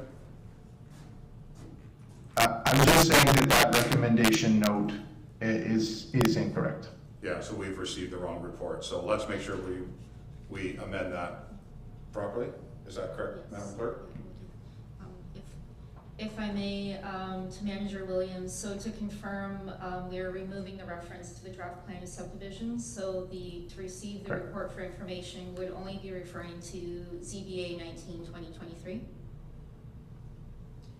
It's ZBA 7-2024, and it is a mistake on my report in the recommendation line, and I apologize. So it's just the zoning bylaw amendment. If I may, Please. Let's sorry, get it correct. Deputy Mayor, the report number, I've just caught now here too, in the recommendation, it says 27, where the report number is 35. So that the subject report, EBP 2024-35, and ZBA 19-2023, correct? Yes, thank you, CAO. So, Can you read the motion that we need to pass, Absolutely. please? So the recommendation would be that subject report BBP 2024-35 for ZBA 7-2024 be received for information. Motion to receive, Councillor Kennis, Councillor Derbyshire, all in favor? Do we need a motion to remove the other one, or it's just null and void? We can just move forward. Okay, thank you. Let's move forward with Mr. Sorry. Williams. Oh, sorry. I think we'll just make note in the minutes that there was a correction to the, With the with new the motion. Thank you. Mr. Williams, thank you.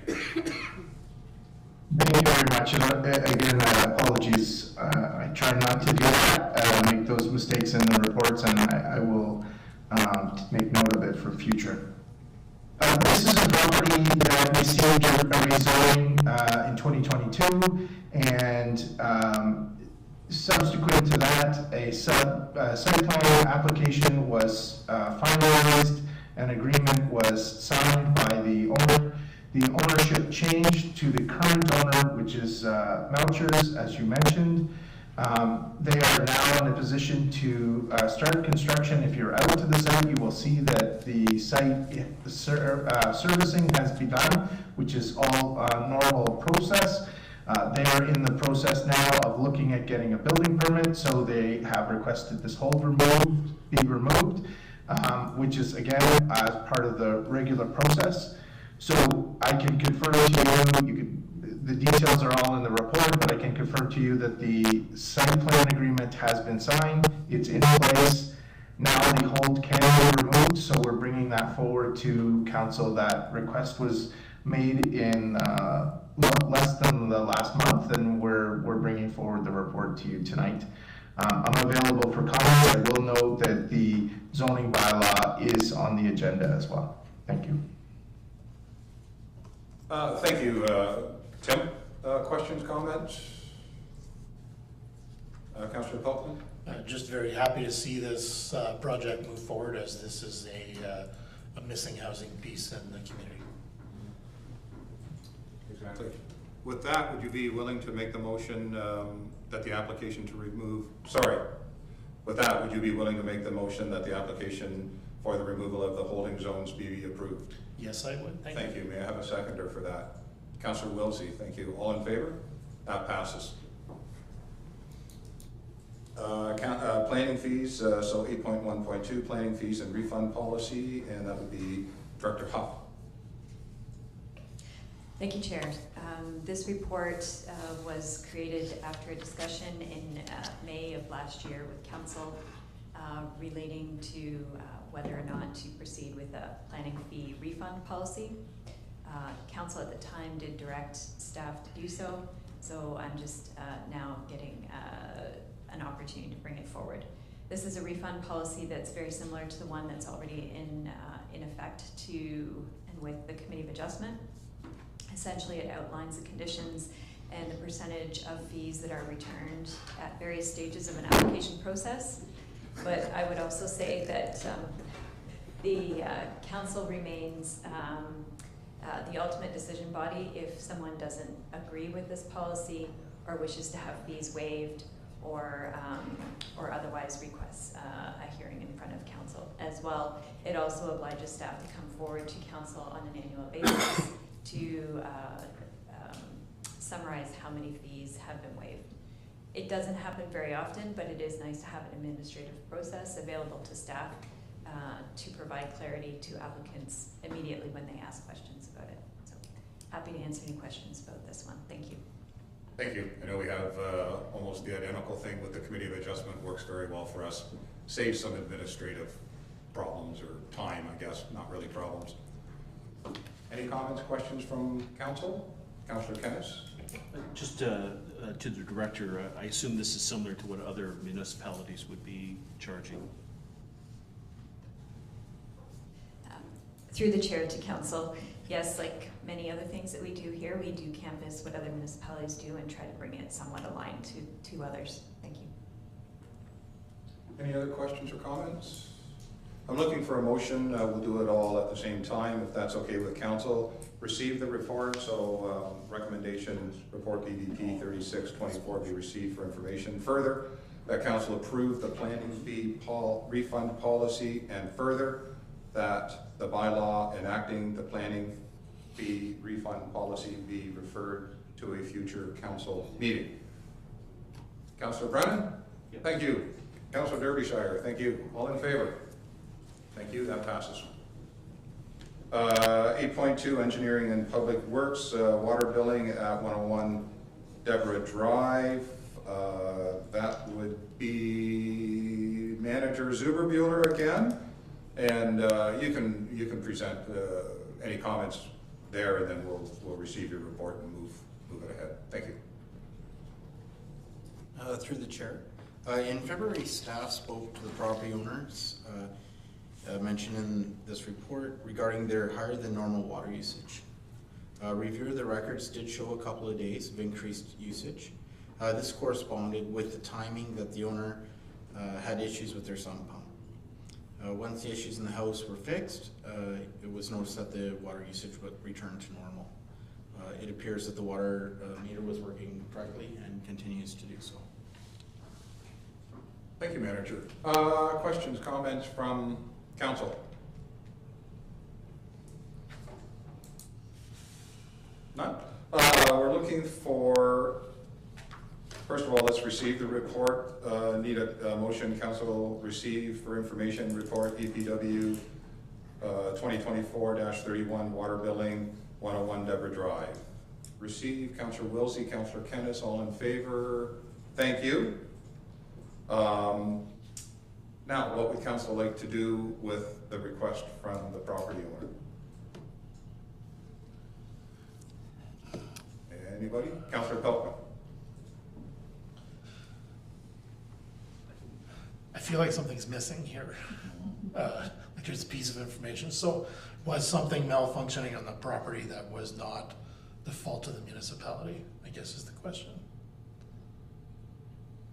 I I understand completely. I mean, there's reference to the sump pump, but I don't see how the sump pump would affect water usage from our water main, which is actually what's being recorded. So at the end of the day, we have to purchase the water and resell it. So if it wasn't any piece of municipal infrastructure that, and we're not talking an enormous amount of money here, but if it wasn't a piece of municipal infrastructure, then I would say the charge should stay be. If it was a piece of municipal infrastructure, then I would be happy to return the funds. I would agree with that. I think the only comment that is in the correspondence from the homeowner is that he does hold some specialty in the area regarding the RFI and has raised that as a possible cause. So in fact, there was never any water. It's a misreading of the device, the metering device, is his only explanation to this. I don't know that we can ever figure that out. So with that, there's a request from the homeowner for a reimbursement of $230. Is there any motion to be made? Councillor Brennan? I understand the point that Councillor Pelkman's making. I take a look at this, I don't quite understand what went wrong. It appears that there was a huge aberration that seems to be practically inexplicable. $230 is not a lot of money. I would make the motion that we grant the rebate. Thank you. So that's a motion then to reimburse the $230 to the homeowner of 101 Deborah Drive. Seconded by Councillor Derbyshire. Thank you. Any further comment or questions? I see none. All in favor? Motion passes. Thank you. 8.2.2, the bear and drain. And who's going to speak to that tonight? That's you? That's me. I can That's speak to you. Great. So the report in front of you tonight is for the municipal drain award for the construction of the bear and drain 2023. Project started in 2022 with a drain improvement request. It's followed the municipal drain process up to this point. The tender closed on March 7th and 4 bids were submitted. After staff and engineering review, we recommend that the project be awarded to Banbury Drainage. Pending council award, construction would be scheduled for summer of 2024. Yeah, I'll leave it at that. Thank you, Walter. Leave that on. Questions, comments from members of council? Councillor Derbyshire. I just have one comment through you, and it's just kind of, I just know a little bit of the background of the place, and I do know that T81 Excavating actually lives there. That is their property. That is their drain that is going to drain their place. I know they are a little bit higher than Banbury. I'm not trying to play favoritisms. I just think that somebody that's working on their own backyard and in their own kind of water issues will definitely make sure the job is done correct. And I'm not saying that Banbury Drainage can't do the job equally as well. I just wonder if for the, whatever it is, for another $3,300, maybe we don't look at that company. Just throwing it out there. Well, we'll be looking for a motion to we'll be looking for the motion to receive the report for information, and the recommendation from staff is to award the Bear and Drain 2023 project of Banbury Drainage and Bulldozing Limited in the amount of $109 or $109,929.30, excluding HST. That's the motion being recommended. So I'll make the motion. You'll make the motion. Somebody to second it. Thank you. Councillor Derbyshire, are you looking to ask for an amendment to that? Yeah, yes, I guess I would ask for an amendment that we consider T81 Excavating. I think we should vote on this motion. If So- it gets defeated, then. So who seconded that? So I'm assuming you're not going to agree to the amendment then. Okay, so that's all set. So we'll vote on the motion as put forward first. Any other questions or comments? None? So all in favor of the motion as read? Motion passes. The winter's drain, that back over to you, Walter. Thank you. Thanks through the chair to council. So it's gonna sound familiar to the last one, but project started in 2022. The tender closed on March 7th, and this one only had 2 bids submitted. After review from the engineers and staff, we recommend to award it to Gillier Drainage. And again, pending council approval, it'll be scheduled for summer 2024 for construction.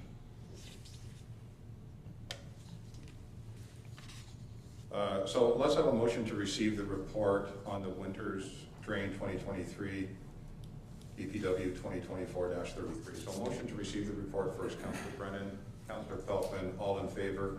Thank you. So we've got the report. Now, the recommended motion is to award the winter's drain 2023 project to Gillier Drainage Inc. in the amount of $98,200 excluding HST. Anybody to make that motion? Councillor Brennan, Councillor, I see none.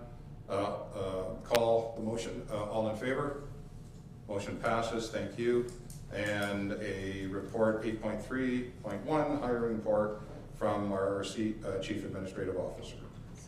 Sorry, Chair. What did I miss? Oh, I missed 8.24. Sorry. Getting ahead of myself. Trying to hit my 8:30 timeline. It's not going to happen.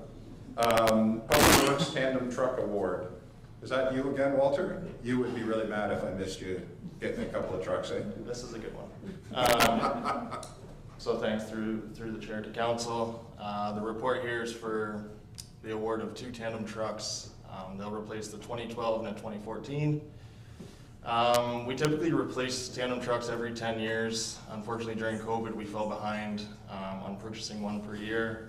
So with the approval of these 2, we will be back on the proper rotation of replacing 1 tandem per year moving forward. I'll just make a note that council approved $900,000 in the 2024 budget, and the price for these 2 came in approximately $50,000 under that. So if there's any questions, I'll do my best to answer them. Thank you. Let's get the motions up on the floor. Council received report EPW 2024-34, and further, that council approves the purchase of 2 2025 tandem trucks for $850,580 plus HST from Team Truck Centers Limited. Somebody to make a motion, please. Councillor Peltman, Councillor Kennis. Questions, comments? I see none. All in favor? Thank you.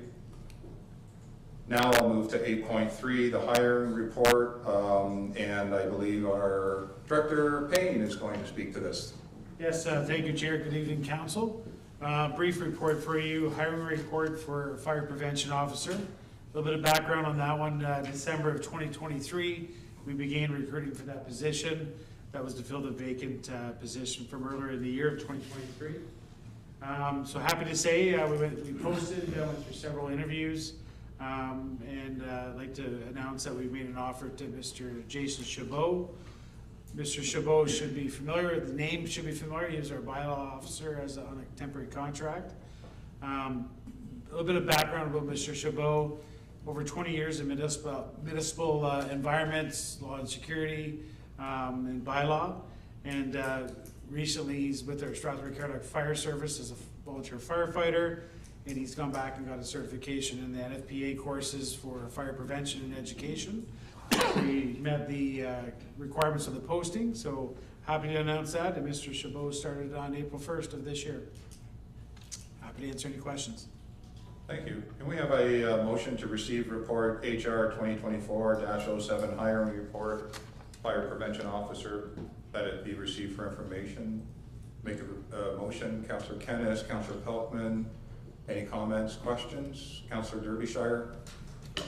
Just want to make it noted that I did ask for this to be moved to close to have a discussion about it, and it was denied. I do think there are certain things around this matter that should have been discussed, so just want to note that. So I think receiving the report doesn't necessarily negate another conversation should you choose to try to bring that forward in closed session. I'm not sure of the conversation or the comments, nor do I want to express them here, but thank you. So the motion on the floor to receive the report, all in favor? Motion passed, opposed? Thank you, motion passes. We have I keep turning that off. Reports from boards and committees. Committee of Adjustment meetings, March 7th, 2024, Mount Burgess Arena Building Committee minute meetings, February 13th, 2024, and Community Development Advisory Committee minute meetings, March 12th, 2024. We have a motion to receive those reports for information. Councillor Kennis, Councillor Derbyshire, questions, comments? None? All in favor? Motion passes. Thank you. County Council report. We already had a great report this evening, so I won't add to it. Inquiries or comments by members. I'll go around the circle, starting with Councillor Kennis.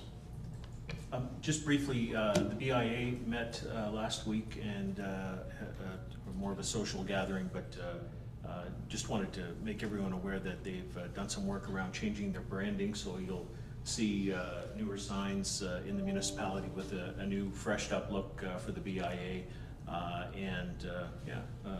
keep an eye out open for that. And they've also updated or either have or in the process, I'm not sure if it's fully uploaded yet, a new website, so there'll be information for the members of the BIA and the community as well, available on their website as well. That's great news. It's always nice to see people rebrand and develop that new excitement around things. Councillor Wilsey. Yes, I just had a question for the CAO. There's been 3 items that were supposed to come to this meeting or an earlier meeting that have been delayed, and I'm just looking for updated timelines for when we'd see them come to the meeting. The first one, there's 3 of them in total, is the updated date for the delegation of authority from the CAO to council, or from council to the CAO.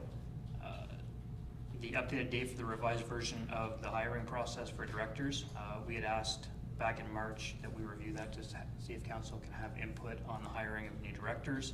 And the final one is the meeting date for the review of the updated purchasing bylaw, which dates back to November, and we haven't. We were supposed to start that as soon as the budget finished, and I haven't seen that come forward in any schedules yet. So just those 3 things for a date. Thank you. Through the chair to Councillor Wilsey, I will be bringing the the delegation of authority bylaw and bringing forward a conversation about hiring process to council in May. In regards to the purchasing bylaw, I know that Director Dakin has been working on it. We don't have a date yet, but it will be coming back. I can look to Director Dakin if you have some idea of a date when that can come back to council. Through the chair to council, I think the last discussion I heard about that was we wanted to have a special meeting because I think it's prudent to get some direction, especially in light of tonight's discussion on sole sourcing, so that we can write that properly. So I'm happy to work with council on that. We do have a draft, so I've been in the process of collecting other purchasing policies, including the latest one just voted on by the county, Middlesex County, so we have that one as well, but I think it's prudent to have the fuller discussion as to what is council really looking for, and then we can go from there. CAO. Through the chair, and thank you, Director Dakin. I forgot that it was to be at the Strategic Priorities Committee meeting. So we're looking at, I'll be bringing forward a conversation for dates to sort of start the Strategic Priority Committee meetings in June. So I'll be bringing forward a report in May to look at those dates for that meeting. So this could be one of the first reports that we could have come forward in June then. Great. Councillor Brennan. Gosh, they just kind of stole my thunder. I was going to comment on the strategic planning that's been going on both at the Police Service Board and at the municipality. We had a session recently, and I was very happy to see that council was able to create a list of short-term priorities to take them to the end of this term of council, as well as medium-term and long-term objectives that will also affect the next two councils.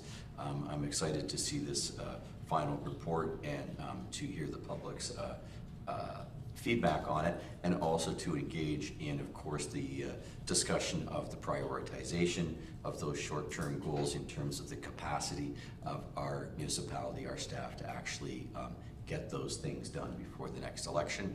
I think it's going to be a set of criteria that this council can be aspirational about, and if you like, provide a little bit of, if you will, a report card on what council gets done between now and the fall of 2026. Thank you. Thank you. Councillor Kaufman. Yes, thank you. Just in regards to a conversation we had earlier tonight about social housing or affordable housing, I just want to comment to there seems to be an expectation from the public for us to do something, and there was a comment made about we need affordable housing for the wage rates that the industries are paying in the area. It wasn't exactly that, but it was kind of close to that. And I just want to make sure that the public doesn't have an expectation that we are going to provide financial incentives from the municipal tax base to support unsubstantiated wages for local industry. The housing issue is not just faced in Strathroy-Caradoc alone. It is faced across the entire, if not province, for sure, southwestern Ontario. And if industry is having issues with people not being able to find an affordable place to live anywhere, then there needs to be a wage structure change, not from one industry, but from industry as a whole. In terms of, for those people who are on social assistance, also I think that discussion needs to happen at a level of government higher than us, that if rents have increased at such a rate, which they have, then they need to look at what those social assistance payments are going to be, rather than have it on the backs of the municipality to try and provide housing initiatives for those people. I'm certainly not in opposition to assist and to help. I just want to make sure that the public doesn't have the expectation that we are going to provide the final solution or all the solutions. There needs to be adjustments made in the system, and that can't come solely from the municipality. Thank you, Councillor. Councillor Derbyshire.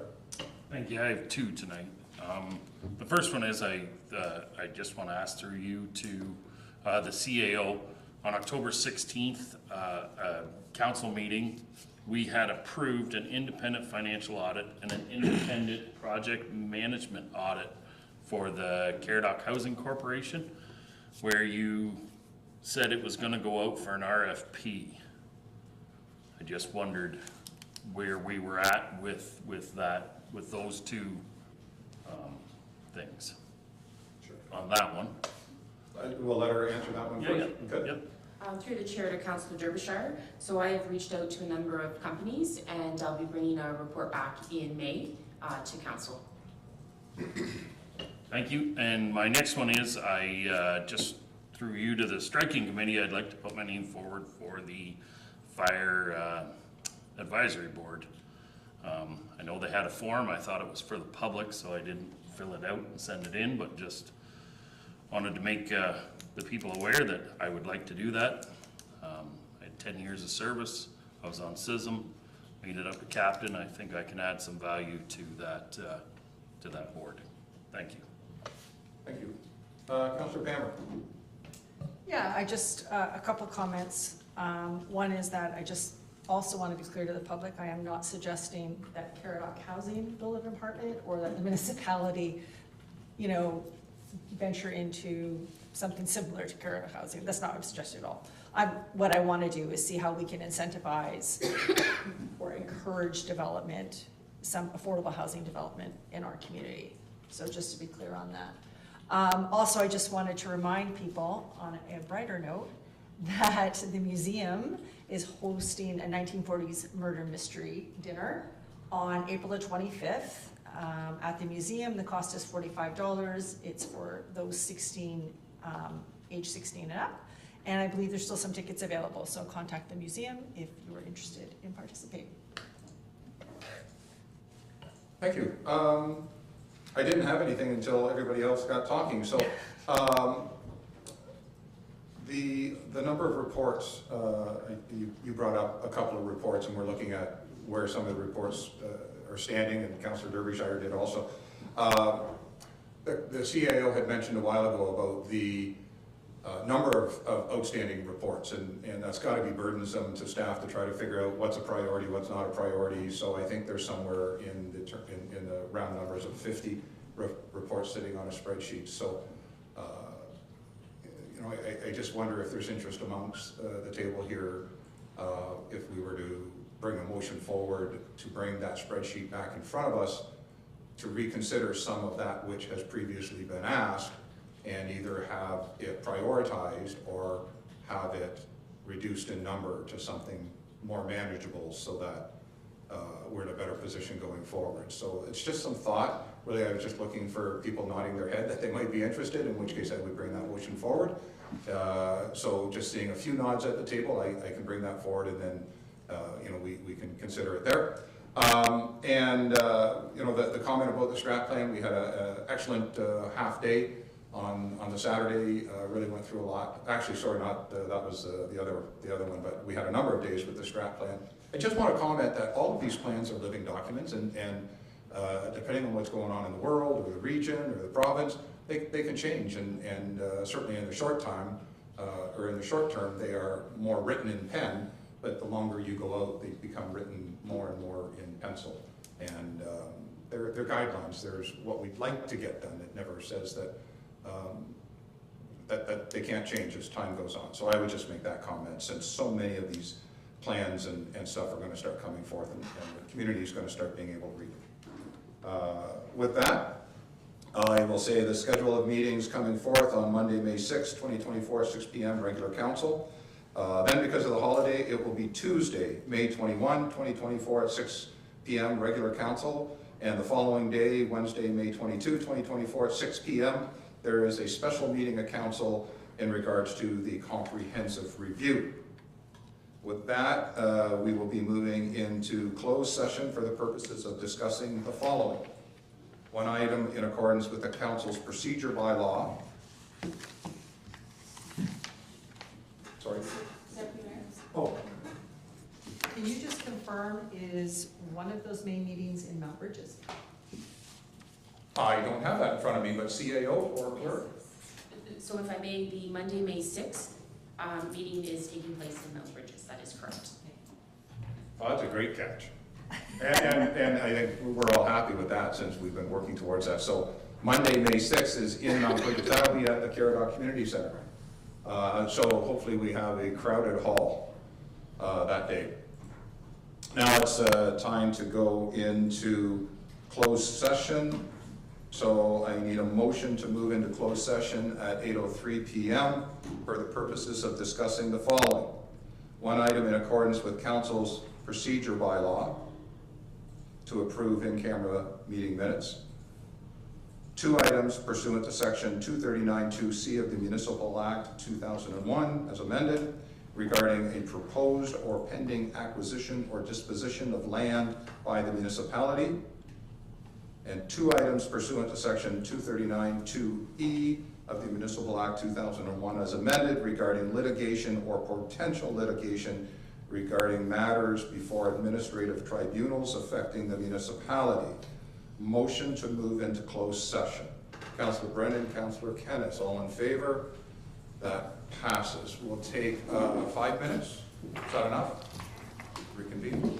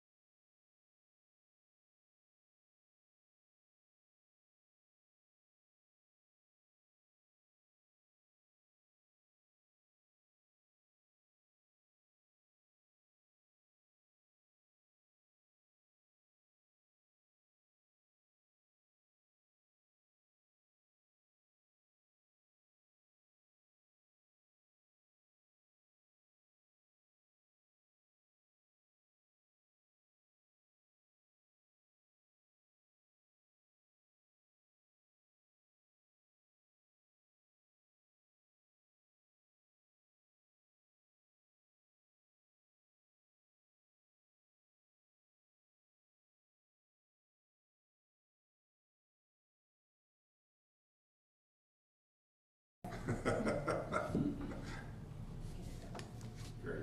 Thank you. We resume to open session at 8:39 p.m.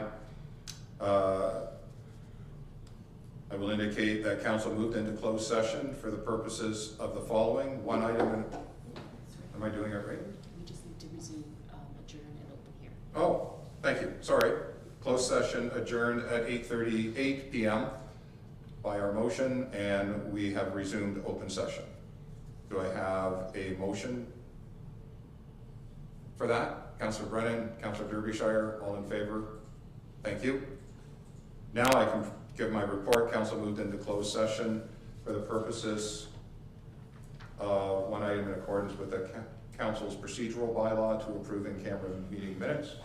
Two items pursuant to section 239(2)C of the Municipal Act 2001 as amended regarding the proposed or pending acquisition or disposition of land by the municipality, and two items pursuant to section 239(2)E of the Municipal Act 2001 as amended regarding litigation or potential litigation regarding matters before administrative tribunals affecting the municipality.